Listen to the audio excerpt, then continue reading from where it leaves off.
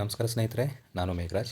ಸ್ನೇಹಿತರೆ, ತಮಗೆಲ್ಲರಿಗೂ ನನ್ನ ಯೂಟ್ಯೂಬ್ ಚಾನಲ್ಗೆ ಸ್ವಾಗತವನ್ನು ಕೋರ್ತಾ ಈ ದಿನ ನಾನು 2025 ಕೆ ಸೆಟ್ ಪರೀಕ್ಷೆಯ ಏನು ರೀಸೆಂಟಾಗಿ ಕೀ ಆನ್ಸರ್ನ ಬಿಟ್ಟಿದ್ದಾರೆ ಮತ್ತು ಆಬ್ಜೆಕ್ಷನ್ ಲಿಂಕನ್ನು ಕೂಡ ಕೆ ಎ ವೆಬ್ಸೈಟಲ್ಲಿ ಬಿಟ್ಟಿದ್ದಾರೆ. ಸ್ನೇಹಿತರೆ, ನಾನು ಕಳೆದ 2 ವರ್ಷಗಳಿಂದ ಏನು ಕಟ್ ಆಫನ್ನು ಬಿಟ್ಟಿದ್ದಾರೆ, ನಂಬರ್ ಆಫ್ ಕ್ಯಾಂಡಿಡೇಟ್ಸ್ ಎಷ್ಟು ಜನ ಕ್ವಾಲಿಫೈ ಆಗಿದ್ದರು, ಆಮೇಲೆ ಕಟ್ ಆಫ್ ವೇರಿಯೇಷನ್ ಯಾಕೆ ಹೀಗಿದೆ, ಸೊ ಲಾಸ್ಟ್ ಇಯರ್ ಕಟ್ ಆಫ್ಗೂ ಅದರ ಹಿಂದಿನ ಕಟ್ ಆಫ್ಗೂ ಡಿಫ್ರೆನ್ಸಸ್ ಏನು ಜಾಸ್ತಿ ಇಲ್ಲ. ಸೊ 2023 ಇದ್ದಂಥ ಕಟ್ ಆಫ್ಗಿಂತ ಲಾಸ್ಟ್ ಇಯರ್ ಕಟ್ ಆಫು ಕಡಿಮೆ ನಿಂತಿದೆ ಕೆಲವೊಂದು ಸಬ್ಜೆಕ್ಟಿಗೆ. ಸೊ ಈ ದಿನ ನಾನು ಕಾಮರ್ಸ್ ಸಬ್ಜೆಕ್ಟಲ್ಲಿ 2023ಯಲ್ಲಿ ಕ್ಯಾಟಗರಿ ವೈಸ್ ಕಟ್ ಆಫ್ ಯಾವ ಥರ ಇತ್ತು, ಜೊತೆಗೆ 2024ಅಲ್ಲಿ ಏನು ಕಟ್ ಆಫ್ ಇತ್ತು ಅದನ್ನು ಮಾತಾಡ್ತೀನಿ.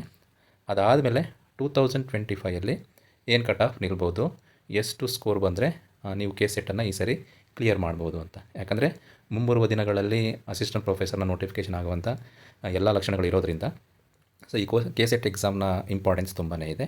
ಸೊ ಕೆ ಸೆಟ್ 2023 ಈ ಸ್ಕ್ರೀನನ್ನು ನೋಡೋದಾದರೆ ನೀವು ಜನರಲ್ ಮೆರಿಟ್ಗೆ ಏನಿತ್ತು ಕಟ್ ಆಫು 166 ಇತ್ತು. ಅದರಲ್ಲೇ ಪಿ ಡಬ್ಲ್ಯೂ ಡಿಗೆ 148 ಮತ್ತು ಟ್ರಾನ್ಸ್ಜೆಂಡರ್ಗೆ 142 ಇತ್ತು. ಸೊ ನೋಡಿ, ಹೈಯೆಸ್ಟ್ ಸ್ಕೋರ್ ಬಂದು 218 ಇತ್ತು ಔಟ್ ಆಫ್ 300. ಆಮೇಲೆ total number of qualified candidates 1239 plus 27 plus transgender ಸೇರಿಸ್ಕೊಂಡ್ರೆ 14. ಸೊ ಆ ವರ್ಷ ನಂಬರ್ ಆಫ್ ಕ್ಯಾಂಡಿಡೇಟ್ಸು ಅತಿ ಹೆಚ್ಚಾಗಿ ಬರೆದಿದ್ರು.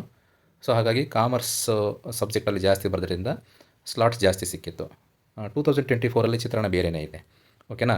ಸೊ ಈ ವರ್ಷ ಬರೆದಿರುವಂಥ ಅಪ್ಲಿಕೆಂಟ್ಸು 1,34,000 ಅರೌಂಡ್. ಆಮೇಲೆ ಎಕ್ಸಾಮ್ ಅಟೆಂಡ್ ಆದವರು 1,21,000 ಕ್ಯಾಂಡಿಡೇಟ್ಸು. ಸೊ ಈ ಸ್ಕ್ರೀನ್ನ ಒಂದು ಸರಿ ನೀವು 2023 ಸ್ಕ್ರೀನ್ನ ಒಂದು ಸರಿ ನೋಡಿ ಸ್ಕ್ರೀನ್ಶಾಟ್ನ ಹೊಡ್ಕೊಳ್ಳಿ. ನೆಕ್ಸ್ಟ್ ನೋಡಿ 2024 ಚಿತ್ರಣ ಈ ಥರ ಇದೆ ನೋಡಿ.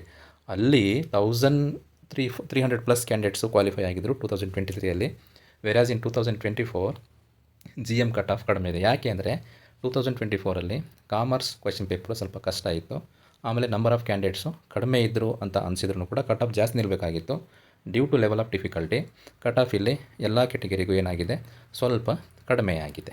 ಸೊ ಏನು ಜಾಸ್ತಿ ಡಿಫ್ರೆನ್ಸ್ ಇಲ್ಲ. 2023ಅಲ್ಲಿ ಜನರಲಿಗೆ 166 ಇದ್ದರೆ ಇಲ್ಲೇನಾಗಿದೆ 10 ಮಾರ್ಕ್ಸು ರೆಡ್ಯೂಸ್ ಆಗಿದೆ. ಸೊ ಈ ವರ್ಷ ಅಗೇನ್ ಕಾಮರ್ಸ್ ಕ್ಯಾಂಡಿಡೇಟ್ಗಳು ಏನು ನಾನೇನು ಹೇಳ್ತಾ ಇದ್ದೀನಿ 100% ಇದೇನು ನಾನು 156 ಮತ್ತು 166 ಅಂತ ಹೇಳ್ತಾ ಇದ್ದೀನಿ, ಇದೊಂದು ಅಬ್ಸರ್ವ್ ಮಾಡಿ ನೀವು. ಜನರಲ್ ಕಟ್ ಆಫ್ ಅವರು ಮತ್ತು ಕೆಟಗರಿಯವರಿಗೇನು ಜಾಸ್ತಿ ಡಿಫ್ರೆನ್ಸ್ ಇಲ್ಲ, 2 ಮಾರ್ಕ್ಸ್ ಅಷ್ಟೇ ವೇರಿಯೇಷನ್ ಇದೆ. ಸೊ ಈ ಸ್ಕ್ರೀನ್ಶಾಟ್ಗಳನ್ನು ನೋಡ್ಕೊಳ್ಳಿ. ರಿಸಲ್ಟ್ ಬಂದಾಗ ನಿಮಗೆ ಏನಾಗುತ್ತೆ, ಶಾಕಿಂಗ್ ಅನಿಸುತ್ತೆ.